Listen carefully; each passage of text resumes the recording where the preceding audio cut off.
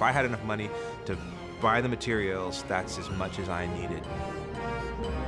I thought I was doing a cartoon until I saw that first really rough cut. I was like, oh my God, it's great.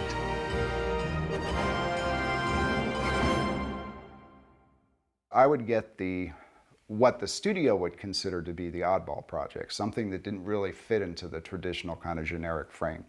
And RoboCop was certainly one of those pictures. I'm the production designer, and my job was to sort of give a look to the picture and keep, what I always feel is to keep a cohesive look to the picture.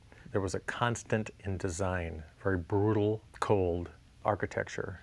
You'll see there's a constant line of concrete wherever we go that's just boring but linear and kind of visually interesting and structural to me. It's clean, so there's no information that you don't want to see. Let's say you're shooting people at the base of a hill and you want to put a castle on that hill. Well, you could build one, right, and get a prop and put a lot of money into it. Or you could hire a very good matte painter, a man who could take a piece of glass and then paint at the top of the glass that castle, and then you would actually put the frame of glass in front of the camera and shoot your live action. Rocco Giaffri, who did the matte paintings for RoboCop, had a different technique. He didn't like to use glass, and he used masonite, masonry boards, and he would paint right on those, mainly because he was always dropping the glass and breaking the glass mats.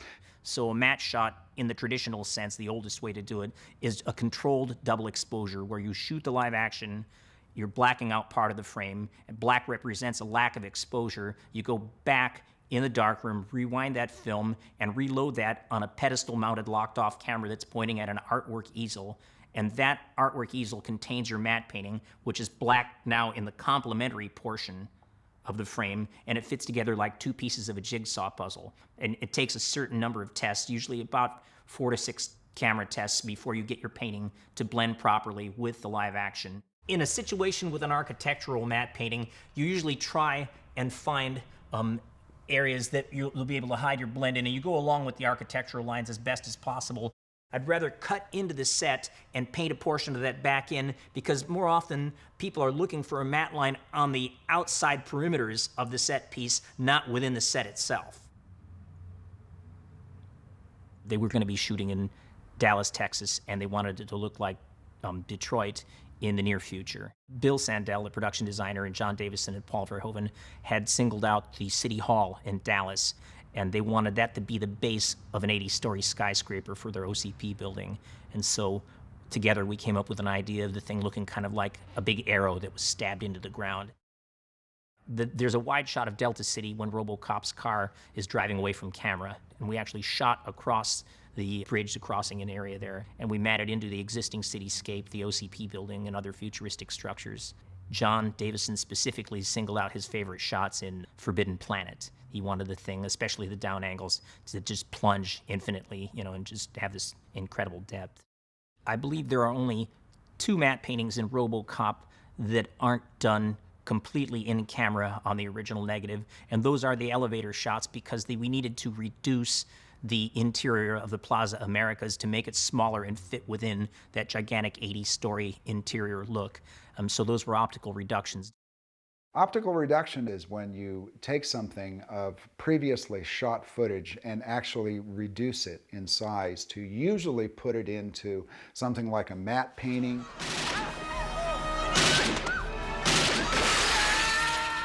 I'm responsible for the fall at the end of the film where Dick Jones is falling toward the street. Dick Jones is an animation puppet, a 2-foot-tall human animation stop-motion puppet in that shot. With a human being, you don't want to have him standing at attention with his arms at his sides. You want something that's going to be more in keeping with what he's actually going to be doing in the scene. And in the case of Ronnie Cox falling, he was falling spread-eagled and kicking on the way down, so I had his arms out to the side, and a slight crouch on him is how the sculpture was done over the top of the armature with plasticine clay. And that finished clay sculpture, you'll make a plaster mold. The clay is thrown away, and the armature is taken back down to bare bones metal again. That empty armature is placed inside this mold that's been cleaned out and scrubbed, and those 2 halves are again put back together. The foam will be injected into the mold when the two halves are joined together with the armature inside of that. And that, in turn, is baked like a cake in an oven at 350 degrees for a number of hours until the moisture is evacuated from the foam rubber mixture, and the thing is allowed to cool down. You pull the two mold halves apart, you end up with a rubber puppet, a very nice soft foam rubber puppet that's a likeness from the clay sculpture that you did, and then it's up to you to clean that up, paint the thing, put in some eyeballs, and dress it up in the three-piece suit. This is just a typical example of an old-fashioned stop-motion puppet. It's either hinge joints in some places or ball and socket joints. I'm just going to crank this open so you can get a look at typically what a ball joint looks like here for stop motion. Please put down your weapon. You have 20 seconds to comply. Since RoboCop was effectively a man in a suit, Ed 209 could not be in any way a man in a suit. So that's one of the reasons we chose to offset the hips or do things that would be clearly impossible for a person to fit in that. That's why his hips are so far apart. It's one of the reasons that there's rails. The joints don't have a standard, knee joint. They've actually got a linear rail kind of a system that's, again, one step further away from a person in a suit. I felt that they knew so much more about it, and they came with the proposals. Then when they came with proposals, I could easily say, okay, but then do this, If we do it this way, then let's make this strange thing they had built, which is a gray area. Let's make that the eyes, the whole eyes. These are the eyes. There's hundreds of eyes. Basically, whatever it is, they can see through that, not by a little camera on the top of his head, For the inspiration for Ed 209, we drew upon kind of a number of different areas, tried to draw something in the natural world. So killer whales were something that had a pretty menacing kind of a countenance. Everything's kind of an excuse. There's a big air intake, and it looks a lot like a mouth. And there's this big dome that you can't really see where the eyes are. The idea there was that this would be maybe like an anti-laser surface. This is kind of the maquette stage, and it really is pretty instrumental. The last round of design until you blow this thing up to full scale. This is like basically, it's blue foam, it's house insulation foam. You take that, it's cheap and stuff. And can mix with my favorite toothpicks and soda straws. You kind of build a little version of the robot that you can talk about. The leg, upper leg would be here. It could pivot, and then also, in order to take a step, the guy could actually shoot his leg forward, and then kind of, as he's walking forward, do this. So that was pretty critical. You could see through it. There were lots of moving parts. There was a big screw that would be responsible for moving the leg up and down. And then like on the back here, a little bit of a plate, the screw access. And we figured since we're going to have a screw that's in there turning, we might as well put a detail on there. So I modeled the end of the screw to look like one of the axles you see on a railroad car. So as the guy's actually moving, you see these little things spinning. The full-scale Ed 209 was a design that Craig had come up with, working with Paul Verhoeven and myself, and trying to get something that Paul was happy with as a character, a nemesis for RoboCop. The crew that we were building at this time, Pete Ronzani, Neil Breitbart, and Paula Lucchesi, my girlfriend at the time, we pretty much built that thing together. And it was hell, but it was one of those experiences you come through, and at the end of the day, it's something we always remember. Later on, we became married, and so I guess it didn't really split us apart. All the forms were built up out of wood. We used a lot of plywood, masonite, and just fur, and actually kind of built up patterns and stuff bit by bit. We used a lot of plastic forming techniques and fiberglass techniques. And seeing how it was basically the middle of summer in San Rafael, we were pretty much in hell, up to our ears in fiberglass, and wearing these suits, because you have to wear these protective suits and respirators and everything else while it's just blistering hot. It's a pretty tough portion there. One of the keys with movie props is they've got to be pretty flexible. You have to be able to put this thing together and take it apart in relatively short order. And actually, that's one of the things I'm pretty proud about, was the model was held together with bungee cords, snaps, and different techniques. So basically, two people could take the thing apart.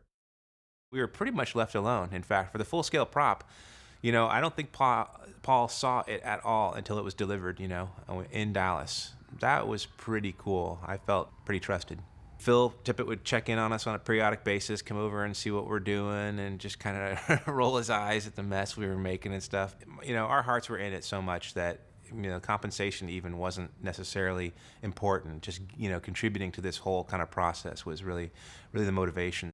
The full-scale prop was essentially just that, a prop. It was capable of being posed. The head could be swiveled, from side to side. The arms were able to be pivoted. We could rotate them down or rotate them up. But it was really the kind of thing that had very, very limited motion. Because of the size of the big guy, his head was so big that even though we made this pretty reinforced fiberglass mold, It's still sagged a little bit. So when you see the big one compared to the miniature version is built exactly off the pattern for the big one. But when we molded the big one, it squished just a little bit. So the big guy's head's just a little bit fatter than the miniature version. And actually, it's one of those things that always bugged me when I saw it in the film, because I recognized they were a little different. But what are you going to do? Phil Tippett is the man on RoboCop who actually animated the stop-motion puppets for Ed 209. This is the stop-motion miniature of the Ed 209 puppet that has an articulated stop-motion skeleton or armature in it, and this is actually part of it's actually visible here. And you can see this lead screw mechanism that was part of the design that Craig Hayes had come up with. Then they've made a number of miniature puppets that were articulated and had little skeletons inside of them of metal so you could pose them, and then this was done through stop motion animation. Every little aspect of this particular character has got an armatured, jointed part that allows. And shooting one frame of film can, depending upon the complexity of the shot, take anywhere from 10 minutes to an hour and a half, adjusting everything properly for one frame of film. You get your camera, you take one frame, stop the camera, you go onto the little stage, move the arm infinitesimal inch, go back behind the camera, shoot another frame, one frame at a time. Most of the work for Ed 209 was stop motion animation, with the exception of the staircase scene, and in particular when he falls down the staircase. The staircase that Ed 209 fell down was a 4-foot square miniature built of plywood and brass and the usual kind of model building materials, reinforced so that when the guy fell down the stairs it didn't shake the set too much. Phil did all of the kind of masterminding of exactly how we were going to do that, what angle the set would be at to get the best roll and everything. And then we rigged up the puppet with the pin in his foot, and when we said go, camera was rolling at speed, we'd pull the pin and the robot would tumble down the stairs and off the edge of the set. I was the one catching the robot because I was the one who had to fix it up for the next take, so I wanted to make sure as little stuff broke, So I'd be down there trying to make sure the little thing didn't hit the ground and break off an important part, and then I'd have more work to do.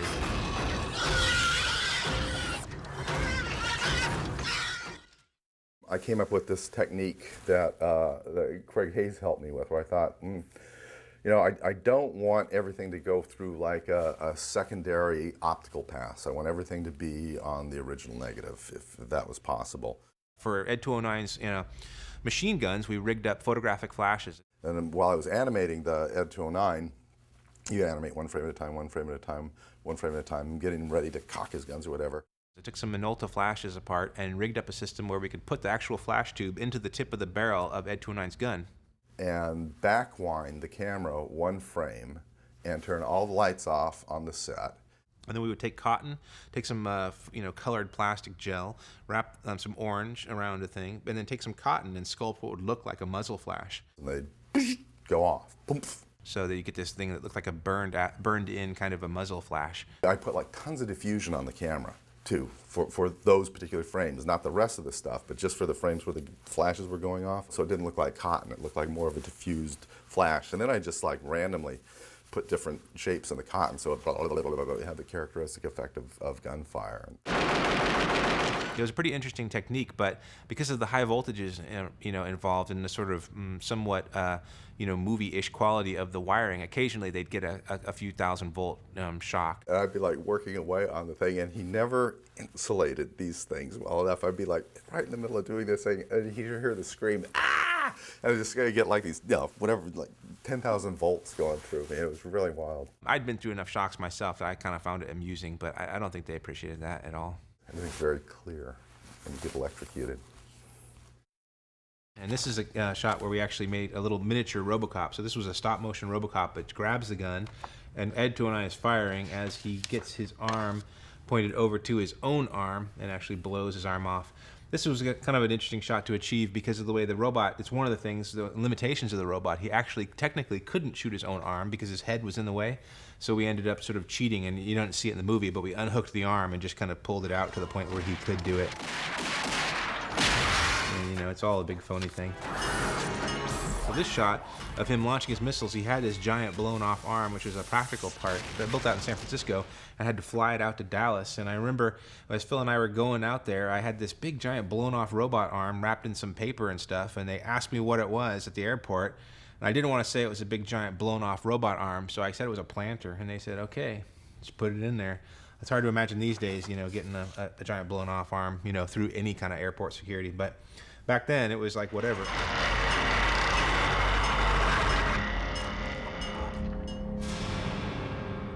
I thought for sure that I'd be able to continue doing matte paintings with a paintbrush and camera trickery for the rest of my life. Since RoboCop, yeah, the industry, visual effects in particular, have changed so radically. In the digital world, you're in an arena where you have your frame and you can do anything you want with it. You don't have to go have a separate camera shoot something else. You can create it in the digital world right there, and you can put it into the frame right there. With the advent of computer graphics and Photoshop matte paintings, the cut and paste methods, and just using photo collage, matte painters could, for the most part, start coming out of the woodwork. People that couldn't create a realistic painting with their hands and with a paintbrush were suddenly, there's just like tons of matte painting artists now. There's a completely different kind of realm of equipment that's necessary, and the accessibility, of course. These days, visual effects are done in a variety of ways. You can create something completely from scratch in the computer, build 3D models and light them and so forth, and do that all entirely in the machine. You can go to a store and you could buy the software, the hardware, most of the stuff that you would need to actually do visual effects. I don't know if there was if there really is a need for doing stop motion anymore. Stop motion animation is still around, but certainly in a far diminished capacity. In regards to doing visual effects work, I think it's it's been replaced by computer graphics pretty much. I found that by the late 1990s, by 1997, that early in that year, that for the most part, any phone call that I got requesting a matte painting shot, they wanted to know for sure that I was doing it with computer graphics. It's a completely different world. That's the way of Hollywood and the film industry. The technology only reflects, what's current, and it's constantly being replaced. You can watch the film nowadays, and the shots do hold up. One of the biggest compliments for me on the whole project was when my friends who really didn't understand what we did would come over, walk up to this thing and kick it, and it was hollow. They'd be shocked, they thought it was a 4-ton giant robot that we had built. They're actually artists who happen to be working with very sophisticated special effects.